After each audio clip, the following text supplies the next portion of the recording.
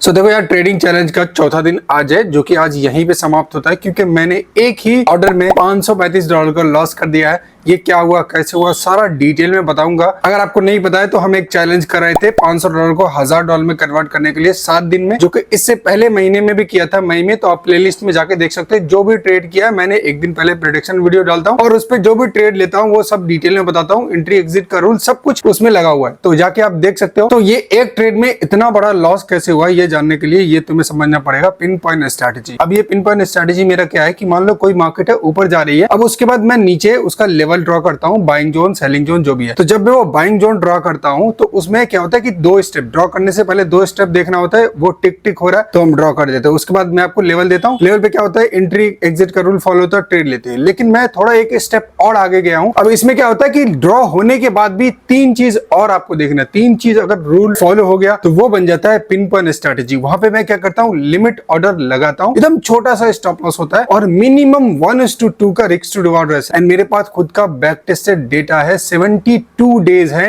90 days में। उसमें क्या करना है कि लिमिट ऑर्डर, जैसे मार्केट गिरेगी लिमिट ऑर्डर पेंडिंग ऑर्डर उठाएगा, तुम्हें झट से ऊपर प्रॉफिट मिल जाएगा। जैसे विक्स बनता है ना, वैसे बन के तुम मार्केट से निकल जाओगे। लेकिन मैं वैसे नहीं करता हूँ। मुझे पता होता है कि ये रिवर्सल जोन है तो थोड़ा मैं उसको वेट करता हूँ। तो इसी तरह से मैंने 3 ऑर्डर लगा दिए। देखो यार, चैलेंज का अपना ये तीसरा दिन है, ठीक है। पहला देखो मैंने वो लिया था $26 का लॉस। अभी देखो मैंने टोटल 3 पेंडिंग ऑर्डर लगाए हैं, ठीक है। मुझे कहीं जाना है अभी, तो मैं अभी लिमिट ऑर्डर लगा दिया हूँ। जो भी प्रॉफिट होगा लॉस होगा अब तो पता है, यहाँ पे दिख जाएगा। ऑर्डर लगने में या तो 2 चीज होगा, या तो तीनों का स्टॉप लॉस होगा या फिर तीनों का प्रॉफिट होगा। लेकिन हुआ क्या, एक का स्टॉप लॉस हुआ, एक का प्रॉफिट हुआ और एक में $537 का स्टॉप लॉस लग गया। एंड ये वही लोग रिलेट कर पाएगा अगर तुम घर के बड़ा बच्चा हो, लाइक तुम्हारा कोई 7-8 साल का या फिर कोई भाई है बहन है, तो तुम इस चीज से रिलेट कर पाओगे कि भाई जब तुम बढ़ने जमाने में तुम बाहर निकलते थे तो तुम्हारे जो पेरेंट्स है उस टाइम में तुम्हारे लेकर सेंसिटिव नहीं थे, मतलब ज्यादा सोचते नहीं थे कि इसको क्या होगा कैसे होगा, वो फ्री थे। लेकिन अब तुम्हारा कोई भाई और बहन जो तुमसे छोटा 7-8 साल का है वो बाहर निकलता है तो वो बहुत ज्यादा तुम नोटिस करोगे सेंसिटिव हो गए। मतलब वो छोटी छोटी बातें पे सोचते हैं कि भाई इसको क्या हो जाएगा, इसको ये हो जाएगा। इसका मतलब ये नहीं कि वो तुमसे कम प्यार करते थे